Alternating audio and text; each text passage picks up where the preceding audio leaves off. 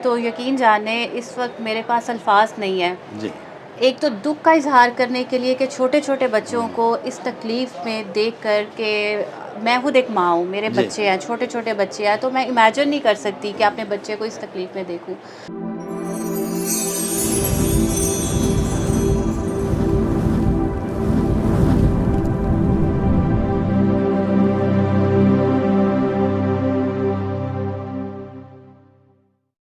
प्यारे वेखन वालिओ, असी इस वेले तुहानूं नाल लैके सुंदस फाउंडेशन दे विच आए होए हैं।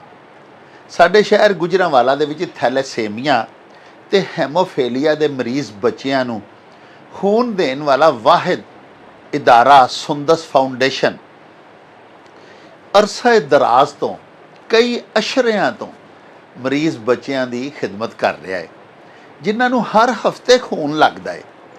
और कई मरीज़ ऐसे बच्चे ने जिन्होंने महीने 3-4-5 दफ़ा खून लगता है।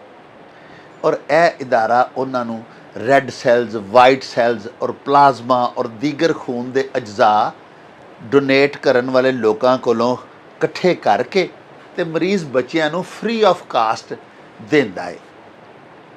प्यारिओ, अज इस इदारे दे विच उचेचे प्राहुणे बन के chief traffic officer Gujranwala madam Ayesha Bhatt साहिबा तशरीफ लिया रही हैं।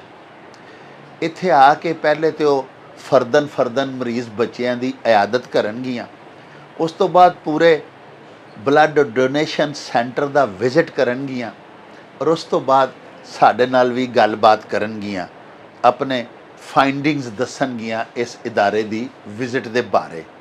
तो मैडम तशरीफ लिया चुकियां ने, आओ उन्हां दा इस्तकबाल करिए, उन्होंने इदारे का विजिट करवाइए तो फिर आखिर दे विच तुहानूं उन्हां दे नाल मिलवावांगे भी। आओ साडे नाल।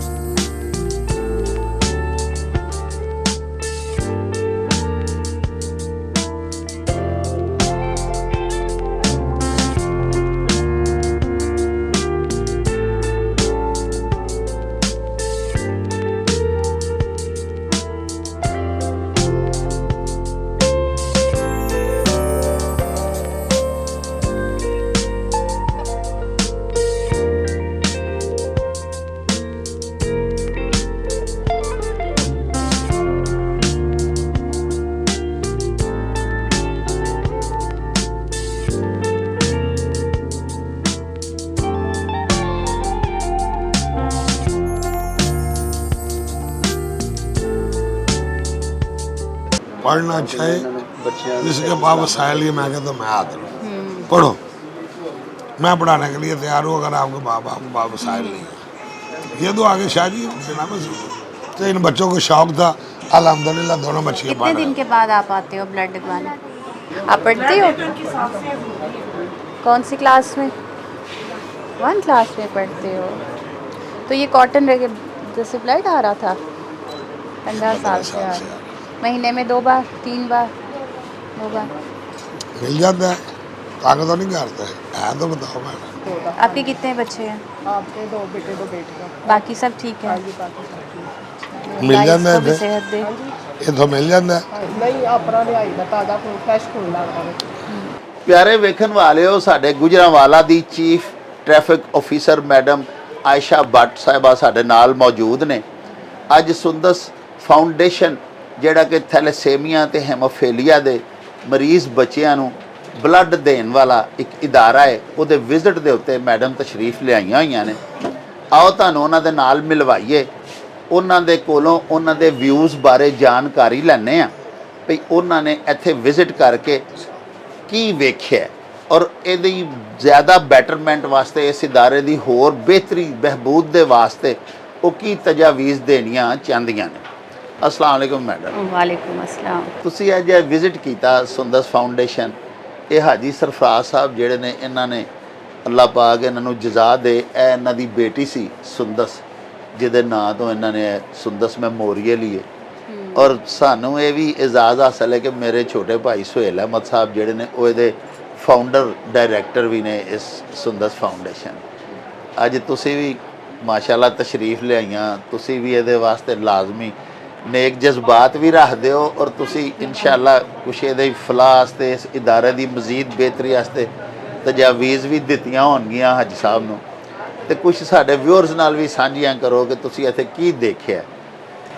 मेरी अभी रिसेंटली यहाँ पर पोस्टिंग हुई, सरफराज साहब ऑफिस में आए, इन्होंने बताया। ऑलरेडी मैं जानती थी सुंदस फाउंडेशन के बारे में जी कि कितना अच्छा ये काम कर रहा है। और एक दफ़ा मैं जब स्टूडेंट थी तब एक दफ़ा विज़िट किया था, क्योंकि मैं सोशल वर्क की स्टूडेंट थी, तो जी। तब आए थे काफ़ी अर्सा पहले।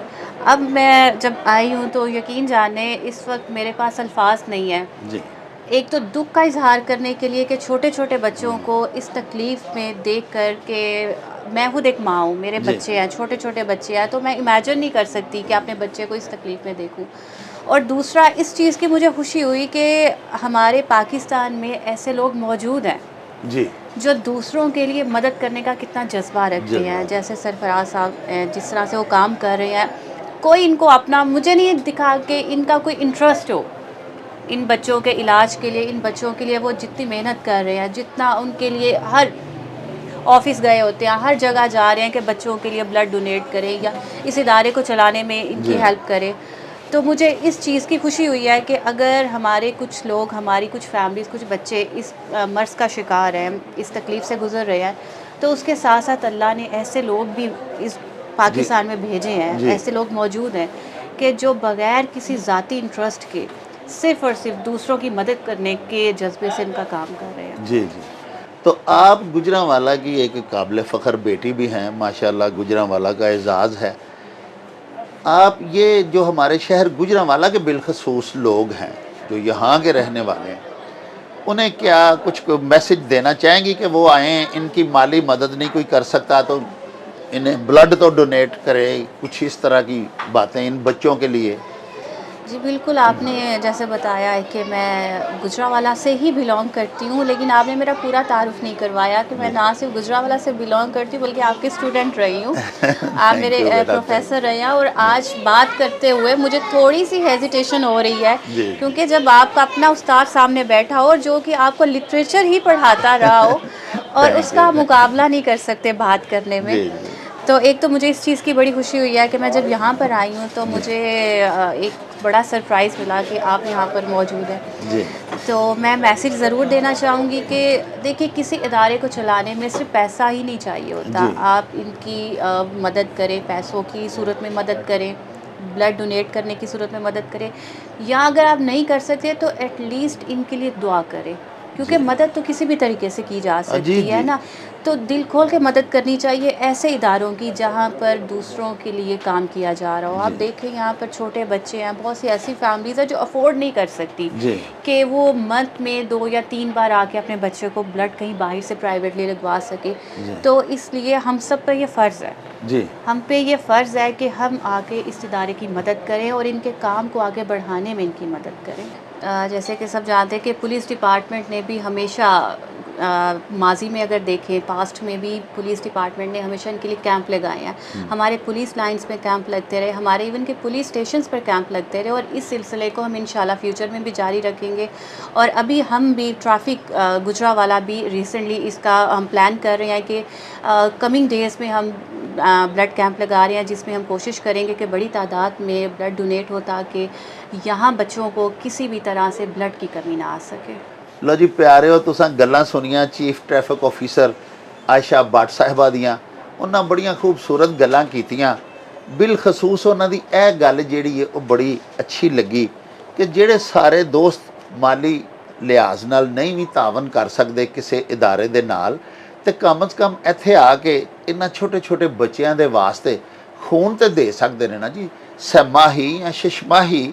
ਜਦੋਂ ਤੁਹਾਡੇ ਡਾਕਟਰਸ ਤੁਹਾਨੂੰ ਇਜਾਜ਼ਤ ਦੇਣ, ਬਰਾਹ ਕਰਮ ਇੱਥੇ ਬਲੱਡ ਦੀ ਆ ਕੇ ਡੋਨੇਸ਼ਨ ਦਿਆ ਕਰੋ ਤਾਂ ਕਿ ਇਹਨਾਂ ਬੱਚਿਆਂ ਦੀ ਜ਼ਿੰਦਗੀ ਦਾ ਤਸਲਸਲ ਬਰਕਰਾਰ ਰਹਿ ਸਕੇ।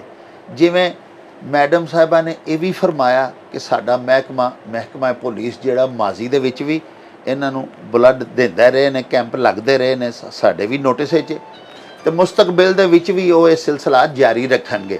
ਅਸੀਂ ਸ਼ਹਿਰ ਦੇ ਦੀਗਰ ਇਦਾਰਿਆਂ ਦੇ ਅੱਗੇ ਵੀ ਇਹ ਹੀ ਰਿਕੁਐਸਟ ਕਰਾਂਗੇ ਕਿ ਤੁਸੀਂ ਵੀ ਇਸ ਇਦਾਰੇ ਨੂੰ ਚਲਾਉਣ ਦੇ ਵਿੱਚ ਇਹਨਾਂ ਬੱਚਿਆਂ ਦੀਆਂ ਜ਼ਿੰਦਗੀਆਂ ਬਚਾਉਣ ਦੇ ਵਿੱਚ ਜ਼ਿਆਦਾ ਤੋਂ ਜ਼ਿਆਦਾ ਮਦਦ ਕਰੋ। ਇਹਦੇ ਨਾਲ ਹੀ ਹੁਣ ਸਾਨੂੰ ਦਿਓ ਇਜਾਜ਼ਤ। ਰੱਬ ਰਾਖਾ ਤੇ ਅੱਲਾ ਬੇਲੀ।